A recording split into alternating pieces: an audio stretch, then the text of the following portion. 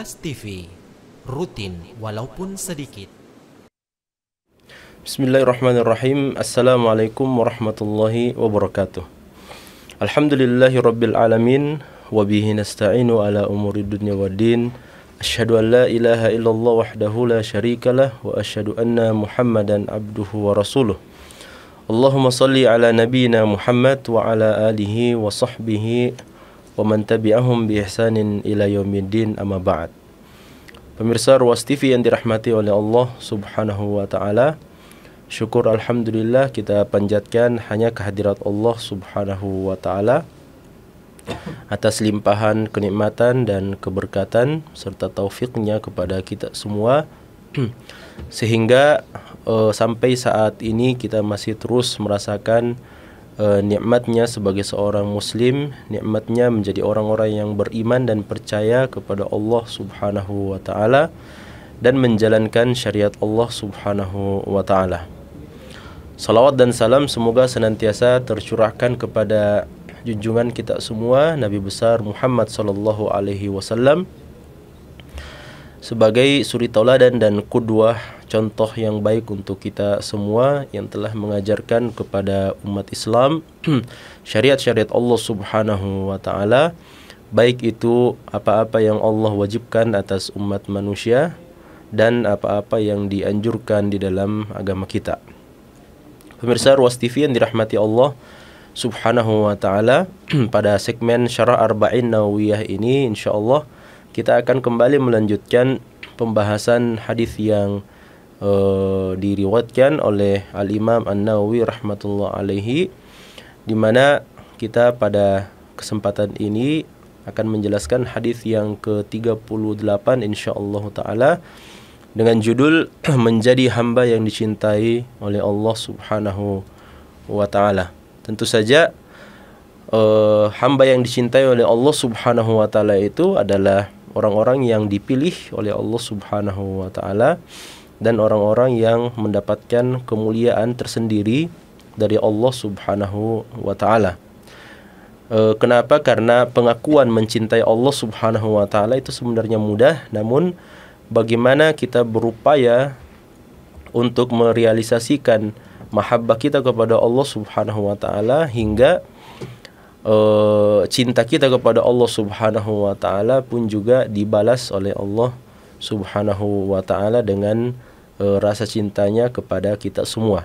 Nah, oleh karena itu Nabi kita Muhammad sallallahu alaihi wasallam di dalam hadis yang singkat ini menjelaskan kepada kita bagaimana sebenarnya cara menjadi hamba Allah Subhanahu wa taala yang dicintai oleh Allah Subhanahu wa taala.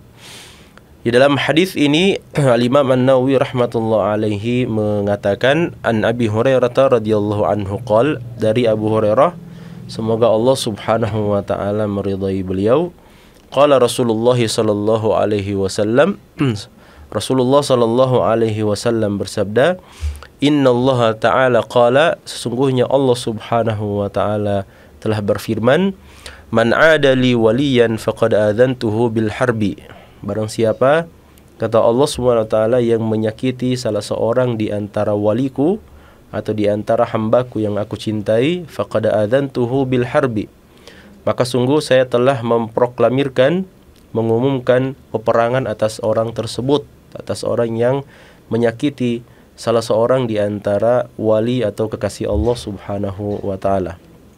Kemudian kata Allah, wa ma taqarraba ilayya 'abdi bi syai'in ahabba ilayya mimma aftaradtuhu alaih, dan tidaklah seorang hambaku mendekatkan dirinya kepadaku dengan sesuatu yang lebih aku cintai dibandingkan dengan ketika dia mendekatkan dirinya kepada Allah Subhanahu wa taala dengan melakukan apa-apa yang diwajibkan atasnya. Wala yazalu 'abdi yataqarrabu ilayya bin nawafil hatta uhibbah, dan tidaklah seorang hamba senantiasa mendekatkan dirinya kepada Allah Subhanahu wa taala dengan mengamalkan amalan-amalan yang sunnah sampai Allah Subhanahu wa taala mencintai hamba tersebut. Fa idza ahbabtuhu kuntu sam'ahu alladhi yasma'u bihi, maka apabila, kata Allah, kalau saya sudah mencintai seorang hamba, ya, maka saya akan menjadi pendengarannya yang dengannya dia mendengar. Wa basarahu alladhi yabsuru bihi, dan saya, kata Allah, akan menjadi penglihatannya yang dengannya dia melihat. Wa yadahu allati yabtishu biha, dan saya akan menjadi tangannya yang dengannya dia akan mengambil atau menyentuh segala sesuatu. Wa rijlahu allati yamshi biha, ya, dan Allah Subhanahu wa taala akan menjadi kakinya yang dengannya dia melangkah. Wala in sa'alani la'utiyannahu wala in ista'adzani la'u'idzannahu, dan apabila hambaku itu meminta kepadaku, kata Allah Subhanahu wa taala, niscaya aku benar-benar akan memberikannya. Dan apabila dia meminta perlindungan kepadaku, kata Allah Subhanahu wa taala, niscaya aku akan benar-benar memberikan perlindungan kepadanya. Nah, ini adalah hadis yang sahih diriwayatkan oleh Al-Imam Bukhari, dan sebagaimana hadis yang sebelumnya, hadis ini masuk dalam kategori hadis qudsi yang diriwayatkan oleh Rasulullah sallallahu alaihi wasallam dari firman-firman Allah Subhanahu wa taala yang tidak termaktub dan tidak termasuk ke dalam bagian dari ayat-ayat Al-Qur'an. Pemirsa Ros TV yang dirahmati oleh Allah Subhanahu wa taala. Hadis ini singkat, namun subhanallah menjelaskan tentang hal yang sangat penting dan hal yang sangat urgen dalam kehidupan seorang mukmin. Mengapa? Karena kita hidup dalam kehidupan dunia ini bukan tanpa masalah, tentu saja. Ya, silih berganti masalah itu datang, baik itu di waktu pagi, di waktu siang, sore, ataupun di waktu malam. Masalah itu selalu datang silih berganti. Terkadang masalah itu kecil sehingga kita bisa menyelesaikannya, dan terkadang juga masalah itu datang dalam bentuk yang sangat banyak atau datang dalam bentuk yang sangat besar sehingga sangat sulit dan sangat berat bagi kita untuk bisa melewatinya, kecuali apabila Allah Subhanahu wa taala memberikan bantuan dan pertolongan kepada kita semua. Nah, oleh karena itu tatkala kita menghadapi sebuah masalah, tatkala kita menghadapi sebuah problem, maka Allah Subhanahu wa taala sebenarnya telah memberikan jaminan, ya, bagi mereka yang betul menyikapi problem tersebut dan masalah tersebut.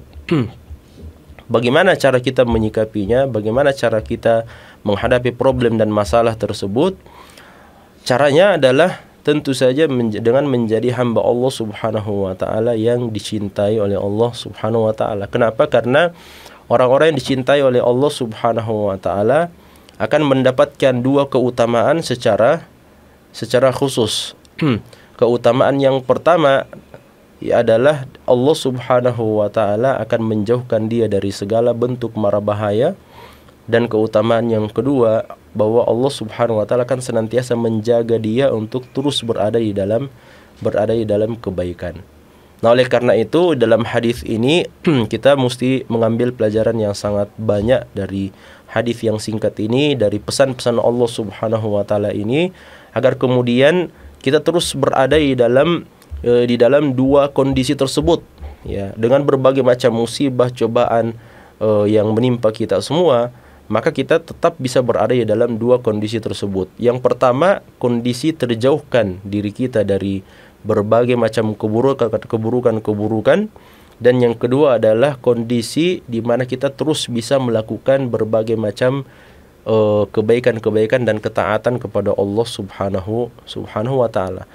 Karena kalau salah satunya saja yang kita dapatkan, maka boleh jadi ya kondisi yang lainnya bisa bisa memberikan pengaruh terhadap kondisi yang ada pada kita. Ketika kita terus melakukan kebaikan, namun kita tidak terjaga dari keburukan, maka itu sama saja, tentu saja kita melakukan kebaikan dan di saat yang sama melakukan keburukan, maka itu tentu saja adalah hal yang setali tiga uang.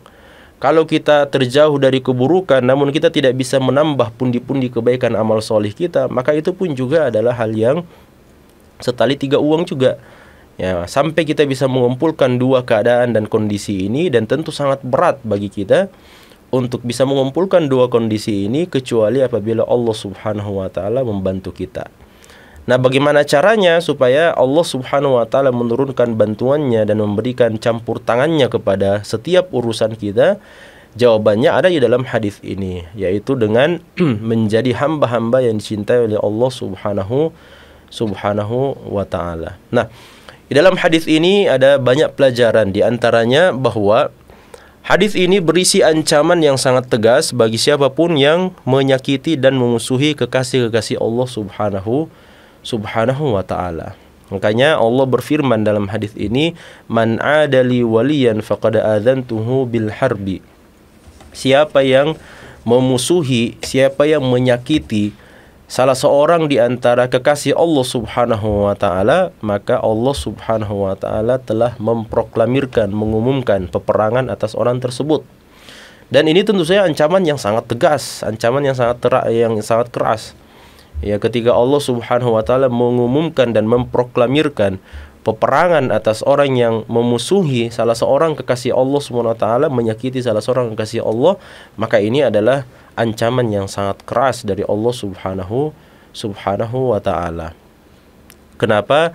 Karena ketika seseorang menyakiti hamba Allah Subhanahu wa taala, ketika seseorang menyakiti kekasih Allah Subhanahu wa taala, itu sejatinya orang tersebut telah menyakiti Allah Subhanahu wa taala.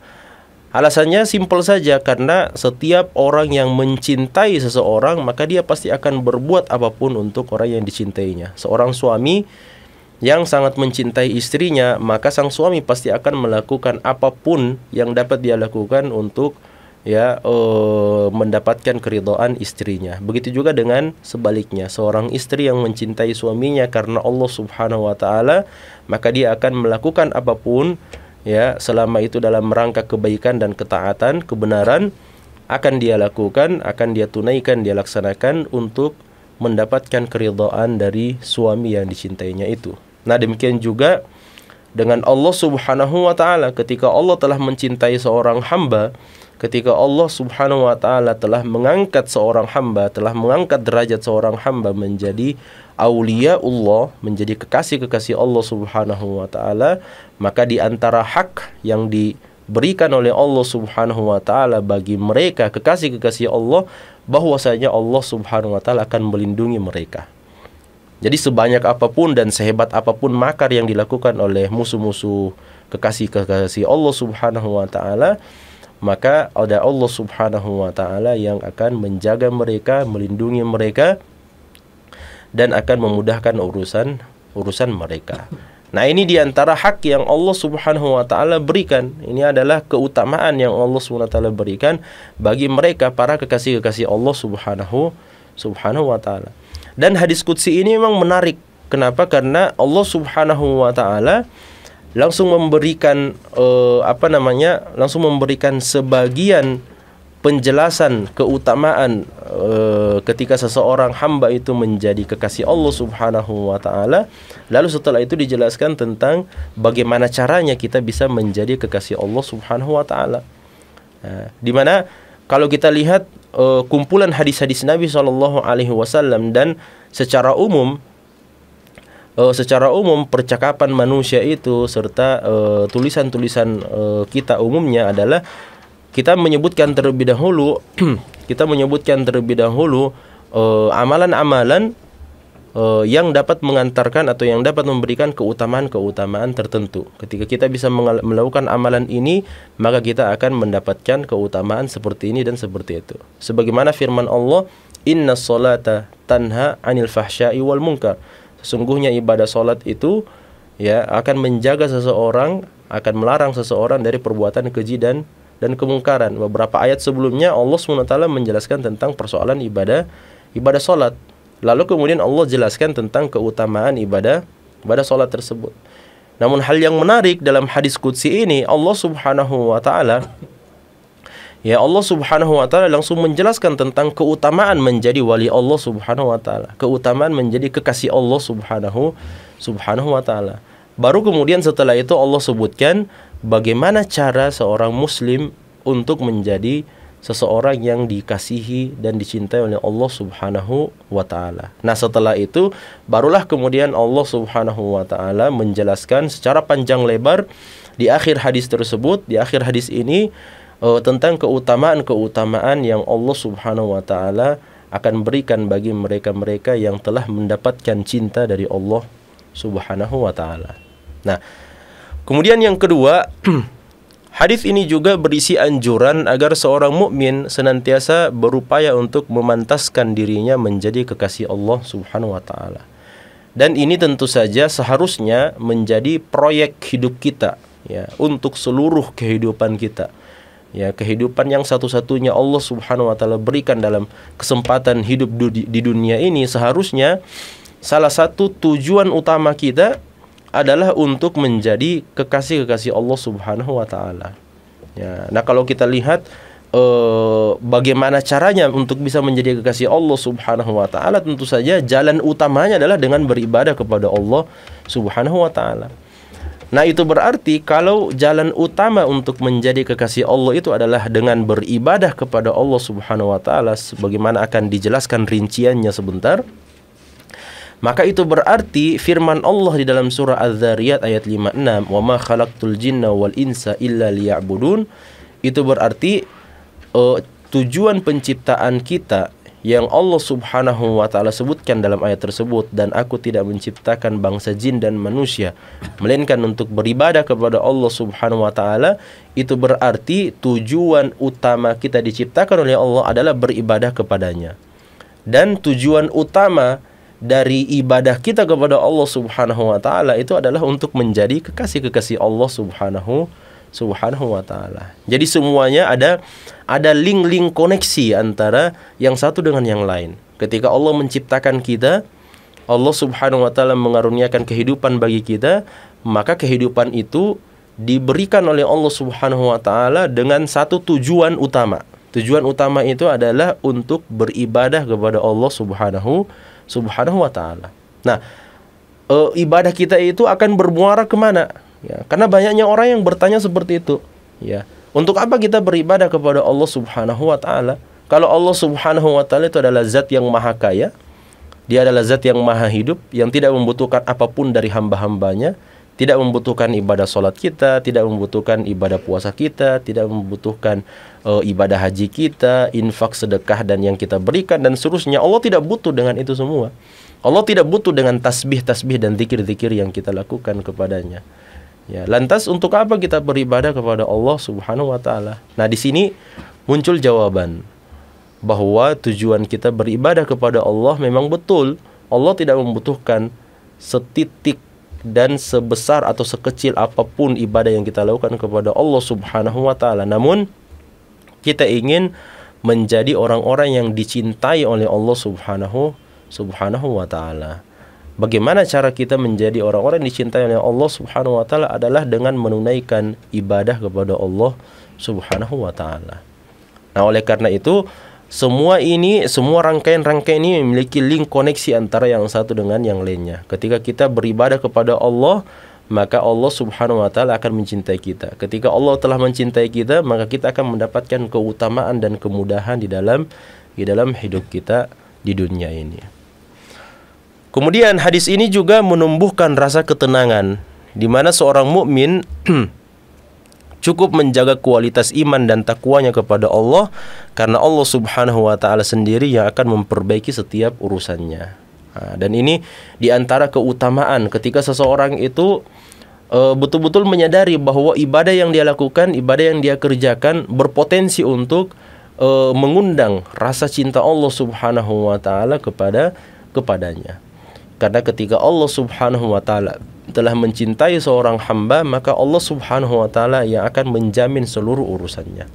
Allah akan menjamin seluruh urusannya. Besar ataupun kecil, Allah Subhanahu wa taala akan menjamin semuanya. Makanya hadis ini sebenarnya memberikan rasa ketenangan di dalam hati kita seharusnya. Kenapa? Karena ketika kita sibuk beribadah kepada Allah Subhanahu wa taala, maka di saat yang sama Allah juga akan sibuk untuk memperbaiki urusan kita.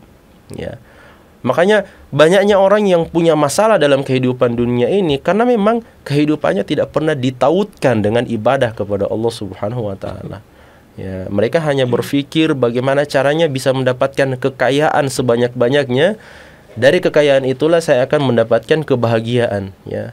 Dari kekayaan itulah saya akan mendapatkan kesenangan, ketenangan dan seterusnya.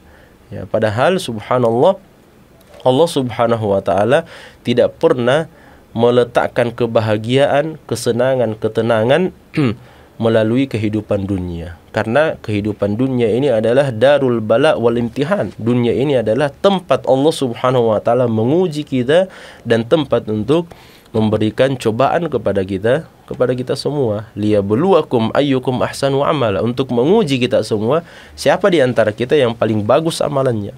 Makanya Allah ciptakan kehidupan, Allah ciptakan kematian untuk menguji kita semuanya.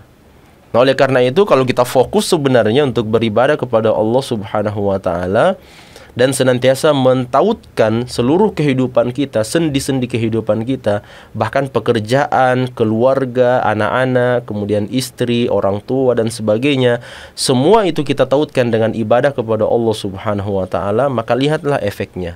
Allah Subhanahu wa taala yang akan mengurus seluruh urusan kita.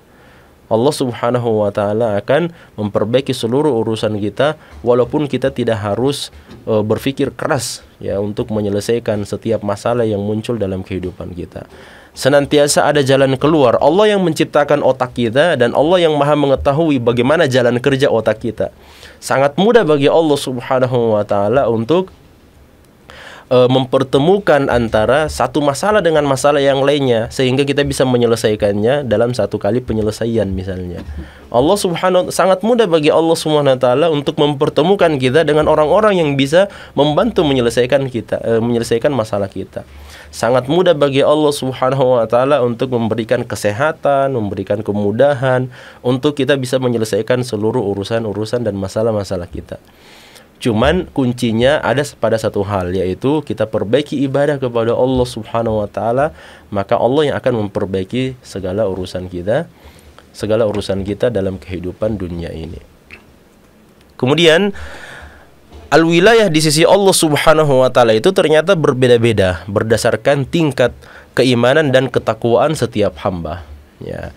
Yang dimaksud dengan al-wilayah di sini tentu saja adalah kedudukan seorang hamba di mana hamba tersebut telah mendapatkan rasa cinta dari Allah Subhanahu wa taala. Makanya disebut sebagai al-waliyu. Al-waliyu itu artinya adalah al-qarib. Ya, al-waliyu itu artinya adalah al-qarib. Ketika disebutkan auliyaullah itu berarti maknanya adalah orang-orang yang dekat dengan Allah Subhanahu wa taala. Nah, kebanyakannya lebih dimaknai kepada kekasih-kekasih Allah Subhanahu wa taala karena memang disebutkan di dalam surah Al-Maidah ya, janganlah kita mengambil wali-wali kita atau aulia kita dari musuh-musuh Islam ya, dari orang-orang yang musuhi agama kita. Jangan pernah menjadikan mereka sebagai kekasih-kekasih kita, sebagai orang-orang dekat kita, sebagai aulia kita, sebagai akriba kita, ya, sebagai orang-orang yang dekat dengan kita, yang mengetahui segala sesuatu masalah-masalah yang kita miliki, masalah-masalah yang kita ketahui, seluk-beluk mulai dari A sampai Z itu diketahui oleh musuh kita semuanya. Maka itu adalah hal yang secara aksiomatik tentu saja dilarang oleh agama kita. Ya, kenapa? Karena seorang muslim seharusnya menjaga rahasianya dari musuhnya sendiri. Ya, dari musuhnya sendiri agar kemudian dia dapat melakukan berbagai aktivitasnya tanpa harus diketahui oleh musuhnya sendiri. Oleh karena itu, ketika disebutkan persoalan aulia, maka yang dimaksud sebenarnya adalah orang-orang yang dekat dengan Allah Subhanahu wa taala. Orang-orang yang dikasihi oleh Allah Subhanahu wa taala. Nah, orang-orang yang dekat dengan Allah Subhanahu wa taala ini tentu saja bertingkat-tingkat, ya, berbeda-beda tingkatannya antara yang satu dengan yang lainnya. Nah, perbedaan itu kembali kepada sejauh mana kualitas kedekatan kita atau kualitas ibadah, kualitas iman dan takwa kita kepada Allah Subhanahu wa taala. Semakin baik kualitas iman kita, semakin baik kualitas takwa kita kepada Allah, maka tentu saja semakin dekat kita dengan Allah Subhanahu wa taala. Semakin dekat kita dengan Allah Subhanahu wa taala, maka semakin cepat juga datang pertolongan dari Allah Subhanahu wa taala. Makanya sebenarnya ini kalau kita sudah faham dengan rumus matematikanya, ya, kalau kita sudah faham dengan rumus pertolongan dari Allah Subhanahu wa taala terhadap masalah yang kita hadapi, sebenarnya menjadi mudah kehidupan kita. Ya. Sehingga ketika kita menghadapi masalah, ya, kalau kita ingin terapkan hadis ini, ya, ketika kita menghadapi masalah, maka seberapa lama masalah itu diselesaikan atau seberapa lama kita berada di dalam masalah tersebut, itu kembali kepada jauh dekatnya kita dengan Allah Subhanahu wa taala. Karena mustahil Allah Subhanahu wa taala akan membiarkan hamba-hamba terdekatnya, hamba-hamba yang terkasihnya di sisi Allah Subhanahu wa taala menghadapi masalah tersebut, ya, dalam kurun waktu yang sangat lama. Ya, kenapa? Karena Allah Subhanahu wa taala telah memberikan jaminan bahwa ketika seorang hamba yang dikasihi Allah Subhanahu wa taala itu meminta pertolongan kepada Allah, maka Allah akan memberikan pertolongannya. Ya. Kalau seorang hamba yang dikasihinya itu meminta kepada Allah, maka pasti akan diberikan oleh Allah Subhanahu wa taala. Nah, oleh karena itu semakin cepat, ya, pertolongan datang dari Allah Subhanahu wa taala, maka mudah-mudahan itu pertanda bahwasanya kita memiliki hubungan yang sangat dekat dengan Allah Subhanahu wa taala, kita memiliki hubungan yang sangat baik dengan Allah Subhanahu wa taala, karena pertolongan itu segera datang dari Allah Subhanahu wa taala. Kemudian pelajaran yang lain dari hadis ini, bahwa hadis ini menunjukkan bahwasanya semua kewajiban lebih mulia dan lebih agung dibandingkan dengan amalan-amalan sunnah. Ya, makanya tadi Nabi SAW dalam hadis qudsi ini mengatakan, "Wa ma taqarraba ilayya 'abdi bi syai'in ahabba ilayya mimma aftaradtuhu 'alaihi." Ya, kata Allah Subhanahu wa taala, tidaklah seorang hamba mendekatkan dirinya kepada Allah Subhanahu wa taala berupaya untuk menjalankan atau berupaya untuk menggapai keutamaan aulia Allah, keutamaan menjadi kekasih-kekasih Allah Subhanahu wa taala, keutamaan menjadi orang-orang dekat Allah Subhanahu wa taala, itu tidak ada amalan yang bisa atau yang lebih dicintai oleh Allah Subhanahu wa taala yang dilakukan oleh seorang hamba lebih dicintai, lebih disukai di sisi Allah Subhanahu wa taala dibandingkan dengan mimma aftaradtuhu alaihi. Ya, dibandingkan dari hal-hal yang Allah Subhanahu wa taala sendiri telah mewajibkannya atas mereka. Itu berarti bahwa dari semua syariat yang Rasulullah Shallallahu alaihi wasallam ajarkan kepada kita, kepada umatnya, maka yang paling terpenting dari semua syariat tersebut adalah kewajiban-kewajiban kita kepada Allah Subhanahu wa taala dan kewajiban-kewajiban kita yang harus kita tunaikan kepada umat manusia. Ya, dan ini harus kita fahami tentu saja bahwa kewajiban itu bukan hanya dalam bentuk vertikal saja. Hubungan kita secara vertikal dengan Allah Subhanahu wa taala antara seorang hamba dengan Tuhannya bukan seperti itu. Tapi di sana ada sekian banyak kewajiban-kewajiban yang telah dijelaskan oleh Rasulullah di dalam syariat Islam. Kewajiban kita kepada Allah sebagai seorang hamba dan kewajiban kita kepada umat manusia, ya, sebagai umat manusia juga tentu saja, atau sebagai bagian daripada lingkungan masyarakat yang ada. Nah, oleh karena itu inilah yang disebut sebagai hablum minallah kita dan hablum minan nas, hubungan kita dengan Allah dan hubungan kita dengan sesama umat manusia dan makhluk-makhluk Allah Subhanahu wa taala. Sehingga kewajiban kita yang paling utama adalah dengan menunaikan ibadah sholat tentu saja, kemudian menunaikan harta zakat, melaksanakan ibadah puasa Ramadan, dan melaksanakan ibadah haji bagi mereka yang memiliki kemampuan. Nah, ini kewajiban kita yang paling utama tentu saja, yaitu rukun Islam yang diwajibkan oleh Allah Subhanahu wa taala atas setiap muslim. Termasuk juga kewajiban kita yang utama adalah kewajiban yang bentuknya tidak kasat mata atau bentuknya dalam bentuk keyakinan, ya, dalam bentuk kepercayaan, tapi dia adalah bagian dari kewajiban kita kepada Allah Subhanahu wa taala. Yang saya maksud di sini bahwa ketika seseorang itu telah memeluk agama Islam, maka dia wajib untuk menunaikan rukun Islamnya. Ya, tapi jangan berhenti sampai di situ. Ya, jangan berhenti sampai di situ. Ketika kita berhenti sampai di rukun Islam saja, maka inilah yang kemudian yang kemudian menjadikan atau menyebabkan pertolongan dari Allah Subhanahu wa taala selalu terlambat. Ya. Ya, kita akan pontang-panting sibuk untuk menyelesaikan masalah kita sendiri-sendiri. Kenapa? Karena kita hanya berhenti pada derajat Islam itu saja. Kita hanya melaksanakan kewajiban-kewajiban yang zahir saja, yang nampak saja. Ibadah-ibadah mahdhah saja. Adapun kewajiban-kewajiban kepada Allah yang lainnya yang sifatnya tidak kasat mata, ini terkadang kita justru lalai daripadanya. Yang saya maksud di sini adalah kewajiban kita pada tingkatan iman dan kewajiban kita pada tingkatan ihsan. Ya, kewajiban kita pada tingkatan iman bahwa kita wajib memiliki keimanan kepada Allah Subhanahu wa taala dengan keimanan yang benar. Kita wajib memiliki keimanan kepada para malaikat Allah dengan keimanan yang benar. Kita wajib memiliki keimanan kepada nabi-nabi Allah, kepada kitab-kitab Allah, kepada rasul-rasul Allah, kepada hari kiamat, dan kepada takdir yang baik dan takdir yang buruk dengan bentuk keimanan yang benar sesuai dengan apa yang diajarkan oleh baginda Rasulullah sallallahu alaihi wasallam. Ini juga penting, bahkan sangat-sangat penting, sangat urgen dalam kehidupan kita karena berkaitan dengan keimanan kita, kepercayaan kita. Ya, ketika kita telah percaya kepada sesuatu, maka apapun pasti bisa kita lakukan. Ya, kalau kita terdesak dalam satu kondisi, ketika kita terdesak dalam satu keadaan dengan sebuah problem, dengan sebuah masalah, maka dengan memiliki keyakinan tertentu, maka kita bisa melewatinya. Ya, oleh karena itu, ketika kita percaya bahwa Allah Subhanahu wa taala Maha Kuasa, apa yang tidak bisa dilakukan oleh Allah Subhanahu wa taala? Segala sesuatu pasti bisa diselesaikan oleh Allah Subhanahu wa taala. Sebesar apapun masalah yang kita hadapi, ketika kita yakin dan percaya kepada Allah Subhanahu wa taala, maka semuanya pasti akan terlewati.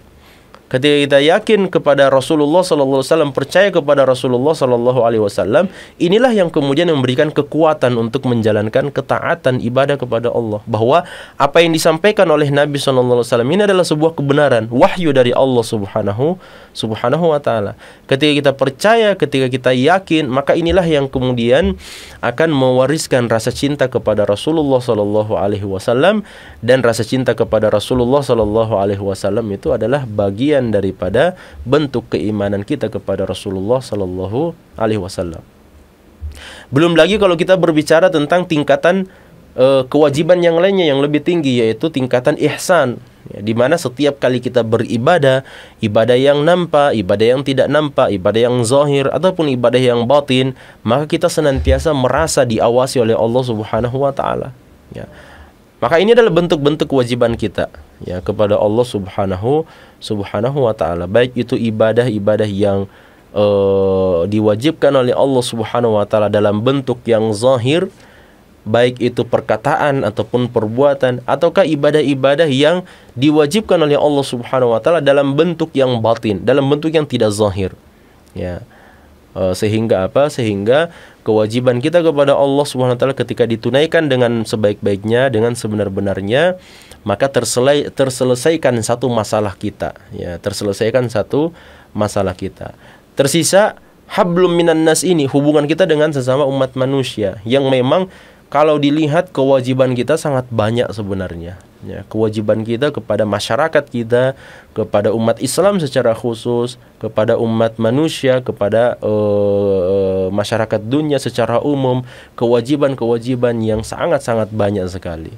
Ya, seperti misalnya kewajiban kepada keluarga kita sendiri misalnya, ya, kepada anak-anak kita, kepada istri, kepada orang tua kita, saudara-saudari kita. Kemudian kewajiban kita kepada para tetangga kita, kepada para tetamu kita. Kemudian kewajiban kita kepada sanak famili, baik itu mereka yang dekat, mereka yang jauh. Kewajiban kita terhadap masyarakat secara umum untuk menjaga perdamaian, untuk tidak melakukan kerusuhan dan sebagainya. Nah, hubungan kita kepada sesama umat manusia dan kepada makhluk-makhluk Allah Subhanahu wa taala, tidak melakukan pengerusakan, berupaya menjaga alam, dan berbagai macam kewajiban, tuntutan-tuntutan yang seharusnya dijaga oleh seorang muslim. Ini semua ketika kita melakukannya, ketika kita mengerjakannya, pemirsa sekalian, maka itu adalah amalan yang sangat dicintai oleh Allah Subhanahu wa taala. Sebagaimana hadis qudsi yang disampaikan oleh Rasulullah, "Wa ma taqarraba ilayya 'abdi bi syai'in ahabba ilayya mimma aftaradtuhu alaihi." Tidak ada satu amalan yang dengannya seorang hamba mendekatkan diri kepadaku, kata Allah SWT, lebih aku cintai dibandingkan dengan apa-apa yang sudah aku wajibkan atas mereka. Ya. Maka semua kewajiban-kewajiban yang kita ketahui, semua kewajiban-kewajiban yang Allah perintahkan kepada kita, maka itu semua adalah amalan-amalan yang sangat dicintai oleh Allah Subhanahu wa taala. Kemudian di antara cara untuk mendapatkan derajat al-wilayah adalah dengan menunaikan kewajiban dan memperbanyak amalan-amalan sunnah kita. Ya, sebagaimana hadis Nabi SAW dalam sambungan hadis ini, Allah Subhanahu wa taala berfirman, "Wala yazalu yataqarrabu ilayya bin nawafil hatta uhibbahu." Ya.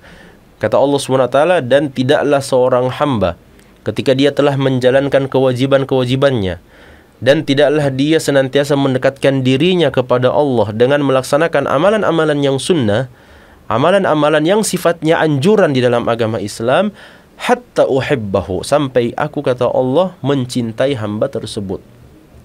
Ya. Dan inilah titik inti, dan inilah poin inti, poin utama dari hadis ini sebenarnya. Ya. Mereka-mereka yang dilindungi oleh Allah Subhanahu wa taala dari orang-orang yang memusuhinya, dari orang-orang yang menyakitinya, lantas datang dan turun perlindungan dari Allah Subhanahu wa taala kepada siapa? Kepada orang-orang yang dicintai oleh Allah Subhanahu wa taala. Ya. Dan orang-orang yang dicintai oleh Allah Subhanahu wa taala itu adalah mereka yang senantiasa menunaikan kewajiban-kewajibannya, kewajiban kepada Allah dan kewajiban kepada sesama umat manusia, kemudian senantiasa mendekatkan dirinya kepada Allah Subhanahu wa taala dengan memperbanyak amalan-amalan yang sifatnya anjuran di dalam agama kita. Makanya tidak boleh kita menganggap remeh amalan-amalan sunnah itu.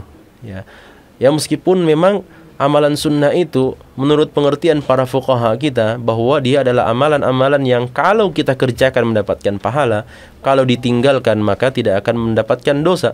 Akan tetapi sungguh sangat merugi kita. Ya, sungguh sangat merugi bagi mereka yang mendapatkan kesempatan untuk menjalankan, melakukan amalan soleh yang sifatnya sunnah, yang sifatnya anjuran, yang sifatnya nawafil, nafilah, lantas dia tidak kerjakan. Padahal di balik amalan sunnah tersebut ada cinta Allah Subhanahu wa taala yang menanti dia. Ya. Di balik dari amalan sunnah tersebut, di balik dari anjuran-anjuran tersebut, anjuran-anjuran agama kita, ternyata ada rasa cinta Allah Subhanahu wa taala, ada mahabbatullah. Ya, ada pertolongan Allah, ada perlindungan Allah Subhanahu wa taala di balik amalan-amalan sunnah tersebut. Ya, cuman kita mau konsisten tidak? Kita mau amalkan tidak amalan-amalan sunnah tersebut? Itu saja sebenarnya tanggung jawab kita. Itu saja sebenarnya kewajiban kita. Ya, untuk kita mau menyibukkan diri kita dengan amalan-amalan yang sunnah, menyibukkan diri kita dengan amalan-amalan yang nafilah, yang sifatnya anjuran di dalam agama kita, dan kita konsisten untuk menjalankan amalan tersebut. Ya, makanya disebutkan pengamalan terhadap sunnah-sunnah hendaknya dilakukan dengan konsistensi. Ya, kita amalkan ya dengan penuh keistiqomahan kita. Ya, konsisten mengamalkan amalan-amalan sunnah tersebut. Ya, karena itu Nabi SAW mengatakan dalam hadisnya, wala yazalu. Ya, wala yazalu itu dalam bahasa Arab artinya dan tidaklah seorang hamba senantiasa konsisten, ya, terus menerus, ya, yataqarrabu ilayya bin nawafil, mendekatkan dirinya kepadaku melalui amalan-amalan sunnah, kata Allah Subhanahu wa taala, hatta uhibba, sampai Allah Subhanahu wa taala mencintai hamba tersebut. Nah, kalau kita lihat dan kita pelajari ajaran-ajaran Rasulullah SAW, maka sekian banyak, bahkan tidak ada satu kewajiban yang Allah wajibkan atas kita melainkan ada bentuk-bentuk sunnah atau bentuk-bentuk amalan sunnah yang menemaninya. Ibadah sholat misalnya, kita tahu ada sholat wajib dan ada sholat sunnah. Ibadah puasa juga seperti itu. Ibadah puasa ada puasa wajib ya, di bulan suci Ramadan, dan ada puasa-puasa sunnah yang sangat banyak diajarkan oleh Nabi SAW. Puasa di bulan Sya'ban, berpuasa di bulan Syawal sebanyak 6 hari, berpuasa pada pada bulan-bulan yang bulan-bulan haram, kemudian berpuasa pada bulan Muharram, kemudian pada hari-hari khusus, pada hari-hari tertentu, berpuasa pada setiap hari Senin dan Kamis, atau berpuasa Daud misalnya bagi mereka yang mampu. Kemudian berpuasa 3 hari setiap bulannya ya, pada Ayyamul Bid atau pada hari-hari yang lainnya. Ya, itu semua adalah puasa-puasa sunnah ya, yang mengiringi dan menyertai menemani ibadah puasa yang wajib. Kemudian ibadah zakat pun juga sama seperti itu. Kewajiban menunaikan harta zakat kita itu ditemani dengan ibadah infak, sedekah, ya, kemudian ada hibah, kemudian ada wakaf, kemudian dan pemberian-pemberian yang lainnya. Nah, itu semua adalah hal-hal yang dianjurkan di dalam agama kita yang menemani ibadah zakat itu. Kemudian ibadah haji yang wajib ya, sedangkan yang sunnah adalah ibadah umrah ya. Maka tidak ada kewajiban yang Allah Subhanahu wa taala berikan kepada kita, yang Allah Subhanahu wa taala bebankan kepada kita, melainkan ada ibadah dan amalan sunnah yang telah dijelaskan oleh Nabi sallallahu alaihi wasallam untuk menemaninya. Tujuannya apa sebenarnya amalan sunnah itu, pemirsa sekalian? Tujuannya agar kemudian kita bisa melatih diri kita. Ketika memang belum datang masanya untuk menjalankan amalan yang wajib itu, maka kita tetap bisa melatih diri kita masing-masing. Ya, berbeda dengan ibadah sholat tentu saja. Ibadah sholat karena kita mengerjakannya 5 kali sehari semalam, itu berarti akan terus datang masa untuk dan akan terus berputar waktu itu untuk kita melaksanakan kewajiban kita untuk mengerjakan ibadah sholat wajib 5 kali sehari semalam itu. Sehingga sholat-sholat yang sunnah ini sebenarnya memang dia disyariatkan di dalam agama kita karena memang kita membutuhkan ibadah sholat itu. Ya, karena memang kita butuh ibadah sholat itu. Ketika belum datang masanya, karena kita juga terlarang untuk menjalankan ibadah wajib atau sholat wajib sebelum masuknya waktu. Ya, seperti misalnya kita mau melaksanakan sholat duhur, tapi waktu duhur sendiri belum masuk, maka nggak boleh. Ya, nggak boleh kita mengerjakannya sebelum masuk waktu sholat tersebut. Sehingga apa? Sehingga memang ketika kita disyariatkan untuk menjalankan ibadah sholat yang sunnah, maka sebenarnya ada anjuran untuk mencintai ibadah sholat itu. Karena di dalam sholat kita berkomunikasi dengan Allah Subhanahu wa ta'ala ya. Karena di dalam sholat kita berhubungan dengan Allah Subhanahu wa ta'ala ya. Kita berkoneksi, kita memiliki koneksi dengan Allah Subhanahu wa ta'ala melalui ibadah sholat itu ya. Dalam hadis yang sahih kan juga seperti itu dijelaskan oleh Nabi SAW. Apabila seorang hamba itu membaca Alhamdulillahi Rabbil Alamin, maka Allah memberikan balasan ya. Allah menjawab setiap bacaan Fatihah kita. Allah SWT mengatakan, Hamadani abdi, hambaku telah memuji saya ya. Kemudian ketika kita membaca Ar-Rahmanir Rahim, maka Allah SWT akan mengatakan, Majjadani abdi, hambaku telah menyanjung saya ya. Maliki yaumiddin pun juga sama seperti itu. Kemudian iyyaka na'budu wa iyyaka nasta'in ya. Ihdinas siratal mustaqim dan seterusnya. Lalu kemudian Allah Subhanahu wa taala menutup Al-Fatihah tersebut, siratal ladzina ihdinas siratal mustaqim siratal ladzina an'amta 'alaihim ghairil maghdubi 'alaihim waladdallin ya. Kata Allah Subhanahu wa taala, ya, inilah permintaan hambaku yang pasti akan diberikan oleh Allah Subhanahu wa taala ya, yang akan dijanjikan oleh Allah Subhanahu wa taala. Maka siapapun yang meminta petunjuk dari Allah Subhanahu wa taala kepada jalan yang lurus, maka akan diberikan oleh Allah Subhanahu wa taala. Belum lagi ketika kita sujud misalnya. Ketika kita sujud, maka itu sebenarnya koneksi terdekat kita dengan Allah Subhanahu wa taala. Makanya dalam hadis Nabi mengatakan, aqrabu ma yakunul 'abdu min rabbih wa huwa sajid ya. Sedekat-dekatnya seorang hamba adalah ketika dia ketika dia sujud kepada Allah Subhanahu wa taala, maka itu posisi terdekat seorang hamba dengan Allah Subhanahu wa taala justru ketika dia sujud. Ya, makanya kita disyariatkan untuk memperbanyak doa kita kepada Allah Subhanahu wa taala dalam setiap sujud-sujud kita. Ya. Sehingga apa? Sehingga memang para sahabat itu kenapa mereka dilarang untuk melaksanakan ibadah salat di waktu-waktu tertentu? Ya, sebagaimana ini menjadi syariat untuk kita semua tentu saja. Kita dilarang melaksanakan ibadah salat ketika matahari terbit. Kita dilarang melaksanakan melaksanakan salat ketika matahari tepat berada di atas kepala kita sebelum masuknya waktu zawal. Kita dilarang melaksanakan ibadah salat setelah melaksanakan salat asar. Kenapa? Karena memang kebiasaan para sahabat di masa Nabi SAW itu mereka sangat cinta untuk mengerjakan ibadah salat, sangat senang untuk mengerjakan ibadah salat. Maka Nabi SAW memberikan batasan, kalau kalian secinta-cintanya kepada ibadah salat untuk terus mengerjakan ibadah salat, maka silahkan kalian kerjakan ibadah salat. Makanya dikenal dalam agama kita ada namanya salat yang memiliki sebab, dan ada yang disebut sebagai salat mutlak yang tidak memiliki sebab sama sekali. Silahkan kita mau kerjakan salat 2 rakaat, silahkan kita kerjakan. Kalau kita sangat cinta dengan ibadah salat itu, maka silahkan kerjakan salat mutlak. Ya, dikerjakan dengan 2 rakaat. Namun ingat, jangan sampai mengerjakan sholat mutlak tersebut pada waktu-waktu yang dilarang oleh Allah Subhanahu wa taala. Ya, nah begitu juga dengan ibadah puasa. Ibadah puasa kita mau kerjakan ibadah puasa yang wajib, tapi kewajibannya hanya sekali dalam 1 tahun. Ya, selama 1 bulan suci Ramadan itu.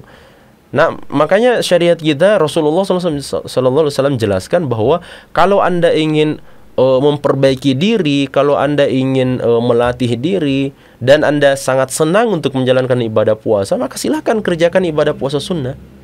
Ya, silahkan kerjakan ibadah puasa sunnah. Begitu juga dengan infak sedekah. Ya, kalau memang belum datang masanya untuk kita menunaikan ibadah zakat itu atau menunaikan harta zakat itu seperti zakat fitri misalnya, atau zakat mal yang kewajibannya sekali dalam 1 tahun apabila cukup nisabnya, maka silakan Anda keluarkan ibadah-ibadah sunnahnya. Silakan berinfak, silakan bersedekah, silakan hibahkan harta Anda, silakan wakafkan harta Anda, silakan. Ya. Sehingga apa? Sehingga ibadah sunnah ini tujuannya adalah untuk melatih diri kita, untuk melatih kecintaan kita kepada ibadah. Cinta kita kepada ibadah inilah yang akan memanggil rasa cinta dari Allah Subhanahu wa taala kepada kita. Oh, hamba saya sangat cinta untuk menjalankan ibadah puasa sunnah. Hamba saya sangat cinta untuk menjalankan ibadah sholat sunnah. Hamba saya sangat cinta untuk banyak berinfak, banyak bersedekah dan seterusnya. Maka Allah berikan rasa cintanya juga kepada kita. Kenapa? Karena kita cinta untuk beribadah kepada Allah, maka Allah juga cinta kepada kita. Kemudian yang terakhir, konsisten mengamalkan sunnah maka akan memberikan 2 buah keutamaan. Yang pertama adalah al-wilayah di sisi Allah, dan yang kedua adalah mahabbatullah. Ya. Dan ini tentu saja dua keutamaan ini sangat-sangat besar dan sangat-sangat mulia di sisi Allah Subhanahu wa taala. Yang pertama adalah al-wilayatu indallah, ya, dicintai oleh Allah. Al-wilayatu indallah maksudnya adalah ketika Allah Subhanahu wa taala sudah mencintai kita, maka Allah Subhanahu wa taala akan menjaga kita semua dari segala bentuk keburukan-keburukan yang bisa saja menimpa kita. Ya, makanya di awal hadis Allah Subhanahu wa taala katakan, "Man 'adali waliyan faqad adzantuhu bil harbi." Siapa yang memusuhi, siapa yang menyakiti, siapa yang melukai salah seorang di antara kekasih saya, kata Allah, maka saya akan proklamirkan peperangan atas orang tersebut. Ya, itu berarti ketika seseorang telah dicintai oleh Allah Subhanahu wa taala, maka dia mendapatkan keutamaan penjagaan dari Allah Subhanahu wa taala. Kita akan dijaga oleh Allah, ya. Kita akan dijaga oleh Allah SWT dari segala macam bentuk mara bahaya, keburukan yang bisa saja menimpa kita. Kemudian nikmat yang kedua, keutamaan yang kedua yang Allah berikan kepada mereka yang sudah dicintai adalah mahabbatullah. Ya. Mahabbatullah ini, cinta Allah Subhanahu wa taala inilah yang akan mewariskan sekian banyak keutamaan-keutamaan yang lainnya. Makanya di akhir hadis ini Nabi SAW mengatakan, Allah berfirman, "Fa idza ahbabtuhu", kata Allah, kalau saya sudah mencintai seorang hamba, maka saya akan menjadi pendengarannya yang dengannya dia mendengar. Makanya dia tidak akan mendengarkan berbagai macam hal-hal yang diharamkan oleh Allah Subhanahu wa taala. Tidak akan sama sekali. Kenapa? Karena Allah Subhanahu wa taala membimbing dia untuk menjaga telinganya. Wa kuntu basarahu alladhi yabsuru bihi. Maka saya, kata Allah, akan menjadi penglihatannya. Bukan berarti Allah Subhanahu wa taala bukan berarti orang tersebut melihat dengan penglihatan Allah, tidak. Ya, tapi maknanya bahwa Allah Subhanahu wa taala akan menjaga matanya agar kemudian tidak dilayangkan kecuali kepada apa yang dibenarkan dan dihalalkan oleh Allah Subhanahu wa taala. Kemudian wa kuntu yadahu allati yabtishu biha wa kuntu rijlahu allati yamshi biha. Allah Subhanahu wa taala akan menjadi kedua tangannya yang dengannya dia akan mengambil, menyentuh, memegang, ya. Dalam artian bahwa ketika seseorang itu sudah dicintai oleh Allah Subhanahu wa taala, maka lihatlah tindak tanduknya, lihat perbuatannya. Ya, dia tidak akan mengambil kecuali karena kebenaran, dia tidak akan mengambil kecuali apa yang menjadi haknya, dia tidak akan merampas, dia tidak akan menjamret, dia tidak akan mencuri, dia tidak akan melukai, dia tidak akan menyakiti, dia tidak akan memukul orang kecuali dengan kebenaran, dan seterusnya dan seterusnya. Kenapa? Karena Allah Subhanahu wa taala sendiri yang menggerakkan kedua tangannya. Tidak digerakkan kecuali kepada apa-apa yang diridhoi oleh Allah Subhanahu wa taala, karena Allah sudah ridho kepada hamba tersebut. Nah, begitu juga dengan kakinya. Kita bisa lihat orang-orang yang sudah dicintai oleh Allah Subhanahu wa taala, kemana kedua kakinya itu pergi. Ya, kalau bukan ke masjid, ke rumah Allah Subhanahu wa taala, ke tempat-tempat pengajian atau ke tempat-tempat yang dihalalkan, dimubahkan oleh Allah Subhanahu wa taala, untuk apa? Untuk dia mengambil manfaat dari tempat tersebut. Adapun untuk datang ke tempat-tempat yang dimurkai oleh Allah Subhanahu wa taala, maka tidak mungkin. Kedua kaki orang yang telah dicintai oleh Allah tidak mungkin menapak ke arah tersebut. Kenapa? Karena tapak kakinya telah dikontrol, ya, dibimbing oleh Allah Subhanahu wa taala. Tidak akan berjalan kecuali kepada apa-apa yang diridhai oleh Allah Subhanahu wa taala. Karena Allah telah ridho dan telah cinta kepada hamba tersebut, maka Allah Subhanahu wa taala akan membimbingnya kepada apa-apa yang diridhai dan dicintai oleh Allah Subhanahu wa taala. Yang paling terakhir, bahwa ketika Allah sudah mencintai seorang hamba, maka Allah Subhanahu wa taala pasti akan memberikan setiap permintaan permohonannya, dan pasti akan memberikan perlindungan ketika dia meminta perlindungan kepada Allah Subhanahu wa taala. Nah, ini tentu saja adalah keutamaan yang sangat besar, dan keutamaan yang sangat besar dan sangat banyak ini dapat kita peroleh ketika kita betul-betul konsisten menjalankan syariat Allah Subhanahu wa taala, baik itu ibadah-ibadah yang sangat dicintai oleh Allah, yaitu kewajiban-kewajiban kita semua, serta menambahnya dan konsisten dengan melakukan amalan-amalan sunnah yang diajarkan oleh baginda Rasul sallallahu alaihi wasallam. Mudah-mudahan Allah mudahkan setiap jalan kita semua, dan mudah-mudahan Allah Subhanahu wa taala memberikan konsistensi kepada kita semua untuk mengamalkan syariat Allah Subhanahu wa taala. Kita tutup perjumpaan kita pada kesempatan kali ini.